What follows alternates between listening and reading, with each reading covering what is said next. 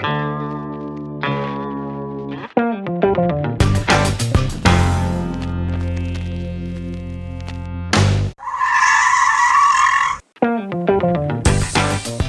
everybody, welcome to episode 39 of the Stop and Give Me 20 podcast, 20 minutes with some of the world's top fitness professionals.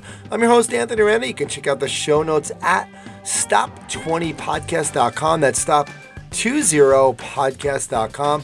Make sure you go to iTunes or Stitcher or wherever you listen to podcasts. Subscribe to the show. Leave us a rating and a review. Helps us out a lot. All right, for today's episode, I have on Elsbeth Vaino, and she is the owner and head trainer at Custom Strength in Ottawa. That's in Canada for some of you Americans who don't know where that is, where she works primarily with masters-aged athletes wishing to return to sports post-injury. Prior to becoming a trainer, she actually enjoyed a successful career as an engineer, and she taught skiing in her spare time. Those were experiences that significantly influenced her approach and ability as a trainer. She's spoken at fitness events across North America, and she enjoys writing training articles and doing some videos. You can check out her blog for that. She's got some great stuff on there. She also has done that for a variety of online publications, one which includes the site that I have with Coach Boyle, strengthcoach.com. She is a tremendous contributor to not only our site, but really on the forums. So, E, thanks so much for coming on and doing this. It's my pleasure, Anthony. Thanks for having me. All right. Well, let's get right into it. What's your story? All right. So I think my story for getting into fitness is a little different from a lot of people in our industry. I started jogging or running first as a way to justify the fact that I smoked. So Okay. This was like I was just out of university, and I, would get home from work and start smoking and whatever. So I thought, why don't I do something to help fix my lungs for the fact that I was ruining them. So I started running. And then it wasn't long after that I started also lifting weights too. And then it actually took a long time before I actually quit smoking. But that was my intro to fitness. That's incredible. So wait, how old were you when you started that? That was like post-university, so I was like 23. I mean, I was in sports all my life, so that I was active my whole life. But yeah, the actual act of going and doing something specifically for the health of it or the exercise was, I didn't start until 23. That's pretty wild, though, because most people do have the aesthetic or weight loss or something, and you were just kind of like, I'm going to try to offset my lung damage. Yeah, because I wasn't going to quit smoking at the time. It was like that was an unacceptable answer, so I just figured I may as well do something about it. And then I didn't have weight loss as a goal, but I also, at the time, I really enjoyed potato chips and beer.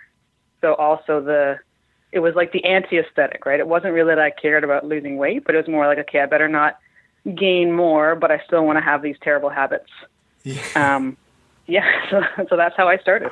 It's so true. It's funny because I always tell people a lot of times, how much your nutrition usually starts to get cleaned up when you start exercising, just because you kind of say, oh, you know what? I'm working hard, man. I don't want to ruin it with this bag of Doritos on the ride home. But it was the opposite.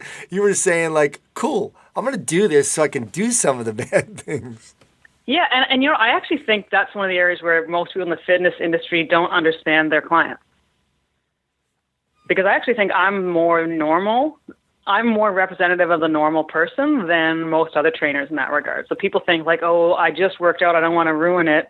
I don't think most people think that way. I think most people think like, cool, now I can have fries with dinner. Nice. Yeah, I don't know. I think you're right. I think it's definitely there's got to be, I think they're close, because I've had a lot of people say that to me, my clients, where they were just saying, well, I'm good on the days that I work out, but, and it probably should be the opposite. But yeah, it's interesting. It's a thing. I mean, maybe it's a 50-50, maybe it's 70-30. I don't know. Yeah. But, I think there's a lot of people that are like, I am still that way to a bit, but now obviously my I have eventually got to the point where I actually like to eat well, and I don't smoke. So Yeah. eventually it worked. I know it's weird because like when and I obviously I've known you for a while, but I just, Yeah. a lot of people in our industry, it's almost like I can't even picture most of the people who are working in the industry, even that they smoked at one time. Right. Just me. Yeah, and people often say that they're surprised when they find out that I smoked. Yeah, just weird. Cool. All right. Well, what about like that person growing up that was kind of most influential to you, or I like to say who's your superhero growing up, but who is that person? Yeah, and it's funny. And I thought about this for a bit, and I don't really have I've never really been a superhero or like a one person who sort of influenced me. Like I mean, everyone's parents did, but I would say later in life, my grandmother was a big influence for me, and the type of person that she was. But there's never been, like, all the way along, there's never been one person. There's always been, like, someone would do something or be something. I'd be like, hey, that's cool. But it was often like little, almost insignificant things that I've noticed that would resonate. Yeah. As opposed to any one person or one thing. Were you an avid reader growing up as well? Yep. You were. Okay. Yeah, funny. So I've always been an avid reader, but I'm actually quite a slow reader, which is for the longest time was a source of insecurity, because people are like, oh, I read that book in a day. I'm like, I've never read a book in a day in my whole life. Oh my God, we are kindred spirits, because I'm the same way. Yeah. I just am not the fastest reader. And you're right. And I was always a little insecure about that, because I did have friends that were like, oh yeah, you're still reading that book? I'm like, yeah, right. Sometimes I reread pages because I daydream and I reread those pages. Yeah. But, it's funny. Was there anything with books? Because for me, I'm not going to say he was a big, like my big, but the book On the Road was a huge influence for me. Yeah, Jack Kerouac? Yeah. And did you have any of that too? Like, were you kind of like where books were influencing some of the way you were, kind of shaping you as a person? Yeah, and this is like a boring answer, but not entirely. Like, I guess books just, maybe it was an escape, I don't know, but there was never anything that was like, oh, I want to be that character, I want to do that. Although I agree, I read On the Road and wanted to, travel across the country. So it was more little things like that, right? Little, I want to do this or that. But it was almost like, to me, books were more of they made life bigger as opposed to any one influence. Yeah, very cool. I actually did. I got on the road after reading that book. So, did you? Yeah, I did. Good for you. Who is like right now? I know you're exposed to a lot of great people, and like different industries, like between having your engineering background and skiing background and fitness background, and you're doing a lot of speaking and you're in different groups. So, is there anybody out there right now that's just doing some great things that you're really kind of looking up to? Yeah, I mean, I guess across the different realms a bit. Molly Galbraith from Girls Gone Strong is someone who I kind of think it's really cool what she's doing. Partly because she's building an incredible community, and she's doing it really well, and she's bringing together great people. But there's also like she's doing it for the I guess the goal, right? She's doing it for the community more than for the money. And I'm sure the money will come. So there is an element of, I think successful people tend to do it for the love, and then usually money comes. But it's cool to me what she's doing and the commitment she's put towards it. Coach Boyle is someone that I look up to as well, in the sense, and partly because I think he was probably not even on purpose, but through building the strength coach community, that was a big contributor to me changing careers. And he just consistently puts out quality information and is on the lookout for more quality information and is willing to change his mind if he's wrong, which to me is a big one. I think a lot of people in our industry get an idea and they get a belief, right? And they stick to it, and they can't, no matter what is in front of them, they can't change their mind. And I think that, the scientist in me cringes at that, because that's not how science works, right? A good scientist has to be willing to try something new, but open to the possibility that they're wrong. Yeah. And then the other one that I look at, and so Saul Orwell, who's the founder of Examine.com, is another person that I look to a lot because I think when we move into the online world, I think there's a lot of people that either initially or currently do things that I would say are either somewhere between like slightly unethical and then just not something that I'd be proud of, I guess. And I've heard some people say that, at the beginning they pretended they had a bigger following than they did, or they, bought friends, bought names, all these kind of things. And often they'll say that and say, well, you guys shouldn't do that. It's like, well, how can you say that you did it, but then I shouldn't?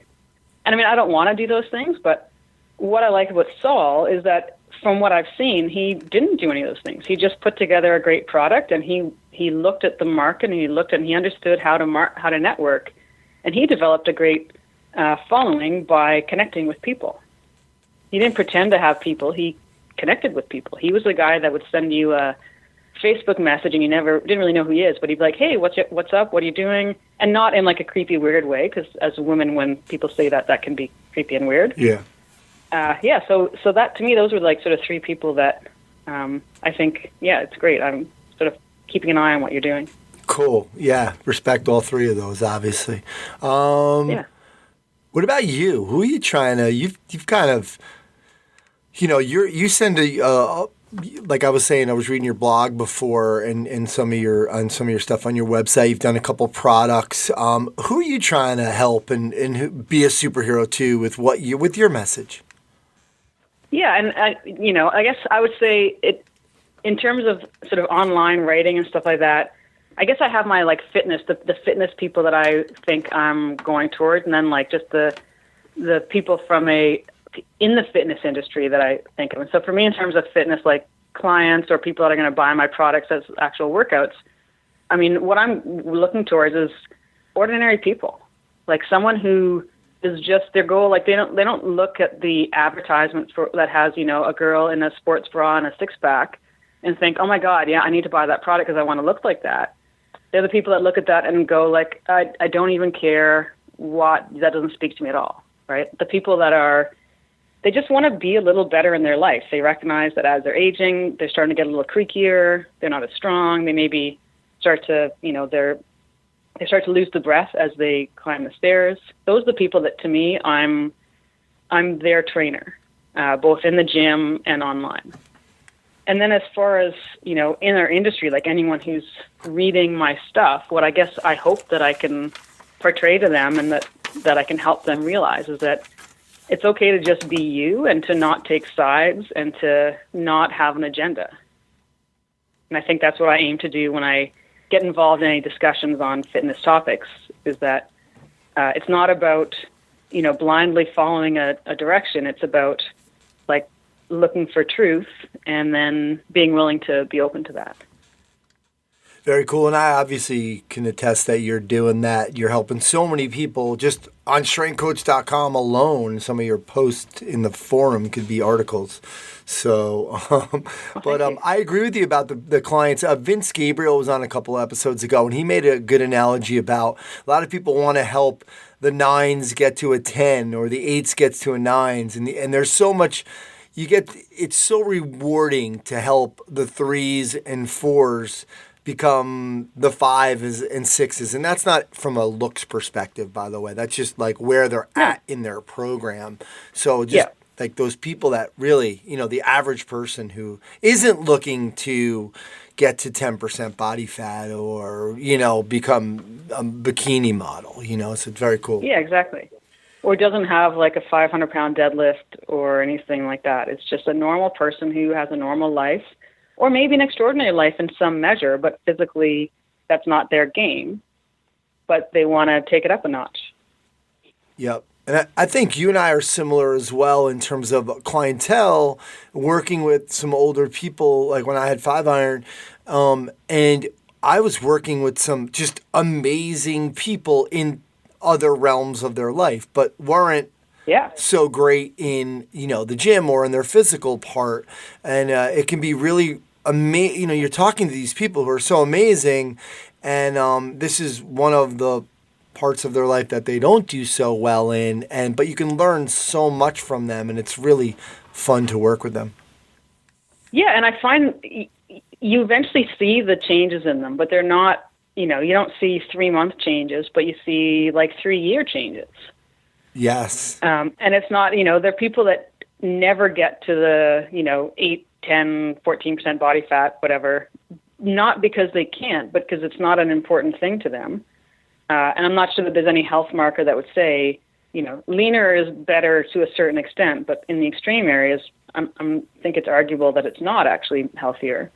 So these are people that do care about health, but they don't care about it in the extreme. But over time, you start to see, like, I've got a couple clients that I sort of noticing, like, hey, you guys are looking kind of buff. Like, they're not, they're not ripped, but they're just, their shapes are changed, right? And they're like, mid-40s, early 50s, and they're in the best shape of their lives. And will continue to come to the gym twice a week, probably forever. Yeah. So yeah, it's sort of a cool feeling to see that. Yeah, totally. Let's not change completely, but I want to talk about this industry and the women's role and how much they've changed and some of the things. I know, like when you were on the Strength Coach podcast, we were talking about just some of the just the different like the Perform Better Summit and some of these other continuing education courses that really weren't not just including women, but just really weren't opening it up enough to women. Same thing, like even with me with the podcast. It's one thing since our conversation I've tried to do a little bit more. One of the things I did with once I got off the phone with Molly, I literally called Chris Poirier right away and said, you need to get her on. Anybody that I think, any women that I think are anybody, obviously, I always tell Chris, but especially with the women, I make it a point to call Chris and say, Good. You need to call this person. Obviously, there's a long way to go, but talk to us about some of the positives, how far we've come with women in the industry, and what are some good things that we're doing, and maybe some things that we still need to do. Yeah, and I would say, obviously, the whole industry is open and inclusive to the women in the sense that, we can go to any conference and, there's never a sense of why are you here? There's always a sense of like, hey, great, you're here. But I guess, it's funny, I have a hard time saying what are we doing well in that regard when it's, 2017 and we're talking about this. Right, we're talking about the fact that most conferences still have probably 90% plus speakers are males. So it's like, if we think about the diet industry, really there's an obesity problem in North America, right? Like most diets don't work, most people fail in their diet. So to ask the question, like, what are we doing right in the diet industry? I think it'd be fair to say we're not really doing anything right in that industry right now. I guess the only thing we're doing right is we're trying, but we're failing miserably. And I'll be honest, I actually think that's the same case with the sort of, looking at the industry in terms of being open to women on as presenters, and not just women, by the way. It's a pretty white community as well when you look at presenters, and I don't buy that there's any valid reason for that. So I hate to be negative because I think I'm generally a pretty positive person, but I feel like it doesn't do the problem justice if I talk about what's good about it, because I don't really think there's anything good about it right now. Okay. Sadly. Do you think we're doing it justice by having an all women's presenter conference? It's funny. I struggle with that, and I've told Molly that. So the Women's Fitness Summit, I sort of struggled with it, but I get the need for it. And for one thing, it certainly opened my eyes. Like, and as we're having this discussion, I think it'd be really great if, and maybe this has already happened, but if Chris sent one of the women that he trusts as an advisor that works for him to one of these summits to see the quality of speaker that's there. I think this notion that he knows who all the great speakers are, and I think that's been said on the forum when we talked about this. Nothing against him, but I don't believe that's possible. No, not for anybody. Really. Right, exactly. Unless you've seen absolutely there's a lot of everybody. Exactly. So there's a lot of really great people out there, and this is an option for them to get some visibility. So yeah, I don't love. It's like back in the day when they had, we don't have enough women in whatever job, so we're going to stop hiring men and only hire women. Yeah, I have issues with that, but at the same time, I kind of see the need for it. Yeah.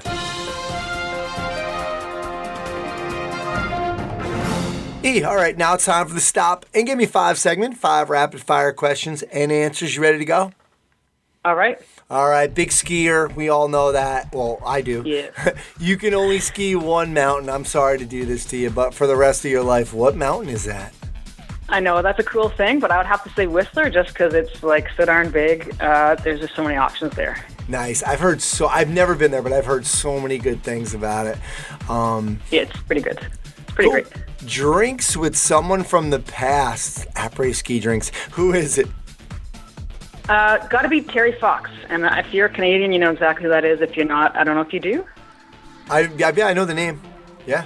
All right, well, so he's like every Canadian around my age. He's like our greatest hero. He's a guy in like 1980, tried to run across cancer after having his leg amputated from cancer, and they started running across the country. And he didn't make it, but he's sort of the hero to almost everyone in Canada who's sort of between like 30 and 80. Yeah, I remember him doing that, and it was just kind of following that. And obviously it was a different time, so it was a little harder to follow. It wasn't like we could be online now, but very cool. Yeah. Hey, what do you miss most about being an engineer?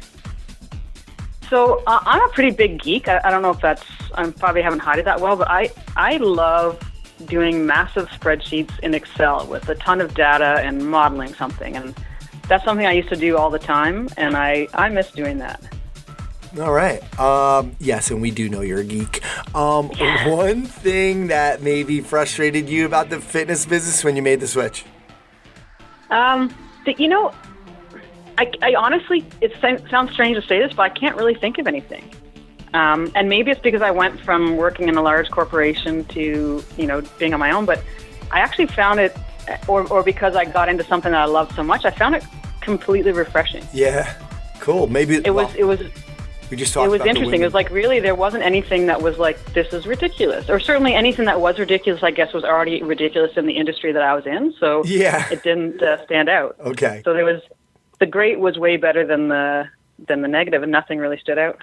Which maybe is why I'm still doing this. There you go. You could be in any movie. What is it? Probably. This is going to sound super cheesy. It might have to be a Hugh Grant movie. To play opposite him, or just because you like? Of course, his movies? Yeah. Okay. Yeah, like I love the rom-coms. I don't know. That's an answer that later on I'm probably going to wish that I had changed. But I was figuring it was going to be a ski movie. Like Hot Dog. I mean, a Warren Miller movie would be pretty awesome. Yeah. Yeah. Oh, yeah, being a Warren Miller one. There you go. Cool. Yeah. Are you working on anything that's kind of getting you excited right now? I am, actually. So I've got this. I'm writing a book, and it's either 1 or 2 books, and I haven't fully decided yet. Basically, it's how to coach exercise / training around injuries. And I'm not sure if it's 2 separate books or it might actually work out as one because there's a huge amount of overlap. And basically I think that one of the things, if I have like a sort of, if we all have like little superpowers or whatever, I think one for me is that I am able to break down exercise really well. It's something I seem to be able to like see what someone's doing, understand what they should be doing, and then coming up with it. Okay, how can we make that work approach? And so I've been compiling, like for the last couple of years, every time I correct someone's exercise in the gym, I kind of, write down what I saw, what I did, what the problem was, and whether it worked. And I realized that I think that's an area that not everyone does well. Sort of, okay, someone can't do this exercise well, now what? And for me, that ties into, when I learned how to teach skiing, a lot of it was about how to coach. It wasn't about skiing. It was about how to teach someone how to ski. And I feel like that's an area of personal training that isn't well covered so far. Very cool. So I'm sort of trying to cover that. Nice. And then the training around injuries works for that too, right? We all get clients that come in and everybody does. They've got a broken finger from whatever, or they did something stupid while moving, and you're like, okay, let's work around this. Absolutely. Awesome. All right. Looking forward to that. That's what I'm working on. Cool. Yeah, I think it's going to be really good. All right. It's been a couple of years in the making, and hopefully we'll be ready soon. Nice. All right, last 30 seconds. What's the letter to your younger self? And this is totally unrelated to fitness, but it is be smarter with money is what I'm finally realizing now. That if I had been smarter with money earlier, particularly when I had a great engineering career, that there'd be a little bit of it would have been easier to start this new business if I'd done that. And a few other things would be easier as well. All right, absolutely. Well, I just, I did it last time too on the Strength Coach podcast, but we got to thank you so much for all of your contributions to not only strengthcoach.com and the forum, but really to the industry and always kind of giving yourself, you give so much back to other trainers and with your information. And, that's evident just by going on your blog. So we need more people like you. So we really appreciate you coming on and taking some of your time. Oh, well, thank you for saying that, Ant, and it's my pleasure. All right, well, that's going to do it for episode 39 of the Stop and Give Me 20 podcast. Thanks again to Elsbeth Vaino. Make sure to check out all the links to all her stuff at stop20podcast.com. Don't forget to subscribe to the show. Please leave us a review and a rating. My name's Anthony Rana. Thanks so much for stopping by.